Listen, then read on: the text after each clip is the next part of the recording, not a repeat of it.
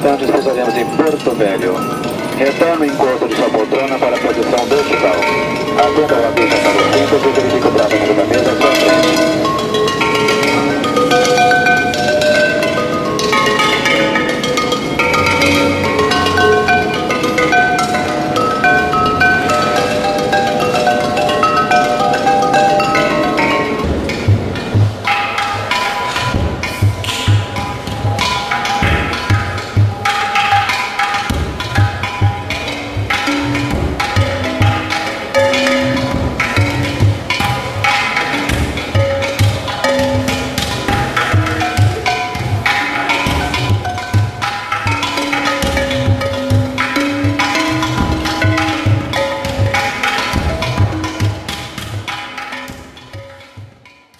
O tsunami aqui é meio complicado e pode dar também, né? Porque tem essas construções aí. Me assusta, porque nada é seguro. O homem faz, ele acredita, mas nada é seguro. Se arrebentar essa barragem... É, tsunami, tranquilo, aconteceu mesmo.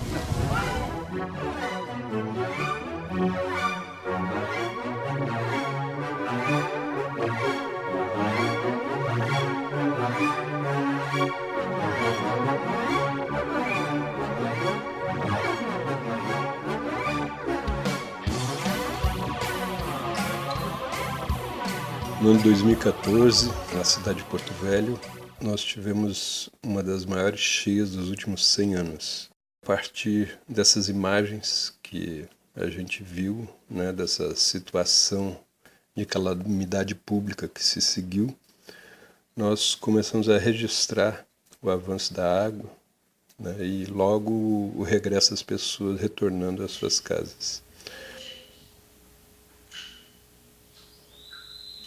Ocasionalmente o rio sobe, mas havia uma expectativa na cidade ao longo desses últimos anos de que haveria uma enchente grande. E acho que os registros eles vieram nesse sentido, dando conta dessa intuição de que seria dessa vez. E de fato acho que foi a maior enchente que a cidade conheceu. A imprensa pouco se preocupou com isso, a própria Defesa Civil não sabia o que fazer, muito perdida nas ações, não conseguia coordenar e administrar os conflitos das famílias que ficavam hospedadas na escola. E havia, ao mesmo tempo que uma sensação de que essa seria uma grande enchente, havia também uma certa expectativa de que nada de mais sério aconteceria. No entanto, foi a enchente que mais devastou a cidade até agora. Uma das coisas que me levou a capturar as fotos foi o quanto foi impressionante aquela água subindo. A cada dia avançava um pouco mais e não é a primeira enchente que eu havia visto em Porto Velho. E num primeiro momento uma atitude me parece que passiva por parte das pessoas, deixando as suas casas, deixando as suas tudo, os seus pertences, indo se alojar. Foi um período em que a prefeitura solicitou um trabalho voluntário e nesse trabalho voluntário, vendo a dificuldade de organização das pessoas nas escolas, a dificuldade de pensar enquanto grupo e apesar de todo incômodo, uma passividade. Eu acho que esse foi talvez a primeira provocação para a filmagem. Na época nós começamos fotografando a água tomando a cidade e depois, à medida em que a água começou a baixar, nós fomos acompanhando, não só com as imagens, mas com o contato com as pessoas, o recuo das águas. Eu acho que essa devastação da cidade, essa lavagem que a água foi fazendo das casas, tudo que ela encontrava pelo caminho, e a atitude das pessoas, eu acho que é a sensação que se tem numa região de fronteira, onde o viver de forma provisória vai para dentro das escolas, com as famílias, e ele continua, mesmo depois. É um sentimento de desolação.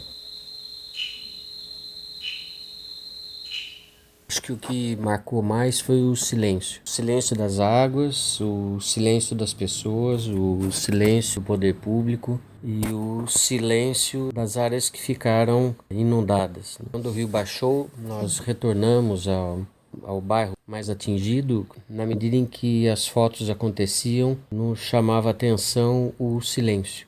Nem mesmo o barulho das águas era percebido, né? As pessoas passavam em silêncio, as pessoas tentavam recuperar suas casas em silêncio, o silêncio das ruas vazias, o silêncio das casas abandonadas. E o silêncio, acho que foi aquilo que de mais forte ficou no registro do pós-enchente.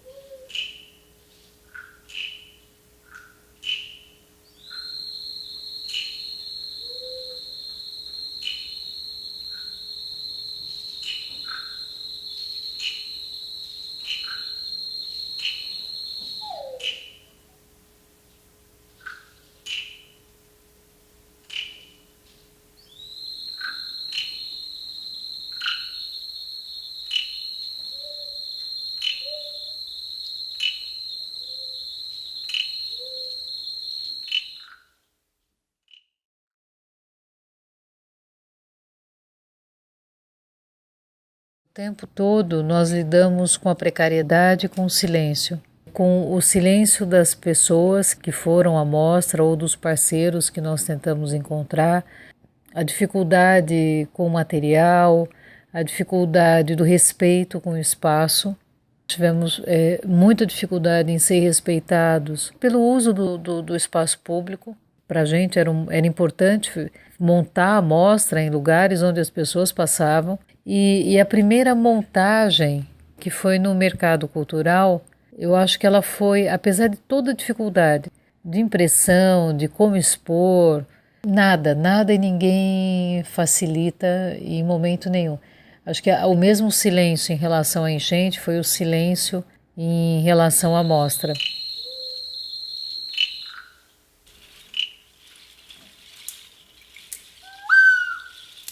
A dificuldade de compreender por que tantos móveis, tantos objetos pessoais foram ficando para trás. Eu acho que talvez por isso que nós tenhamos tido a ideia de fazer uma coleta do lixo das casas. A proposta de colocar os QR Codes na parte reversa de cada suporte fotográfico, para que as pessoas com seus celulares pudessem acessar, né, através dos leitores de QR Code, as imagens e os sons referentes à situação, né, numa proposta de imersão desse universo amazônico e contato direto com as narrativas a respeito das cheias do Rio Madeira. Em cada reportagem ficou gravado, né, e disponível na internet para que as pessoas acessem. Os desenhos feitos em nanquim, eles remetem a paisagens inexistentes atualmente.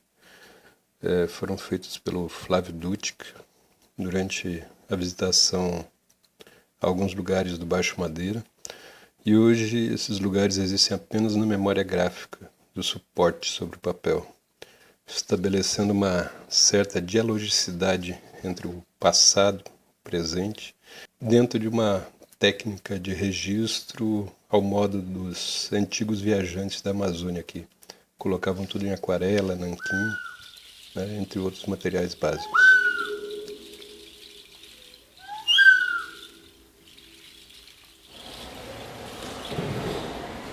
A ferida mata, sangra no rio. Paisagem à deriva da sorte, da morte.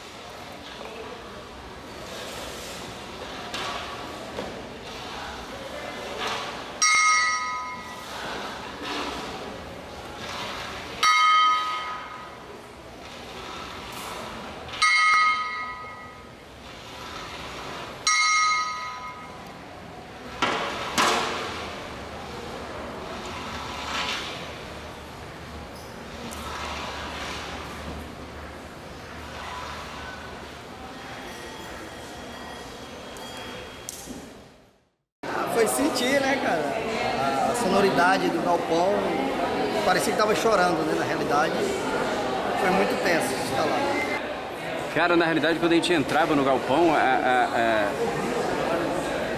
assim, só cabia a gente tentar traduzir aquilo, porque o choro, o lamento era muito forte. E É foi assim, tanto que a gente trabalhou, né? A gente foi, escutou, gravou, filmou, áudio, vídeo, levou pra casa, estudou e ficou escutando. Pô, aqui parece um choro. Pô, aqui tá batendo, aqui. Aí juntou tudo e deu isso aí.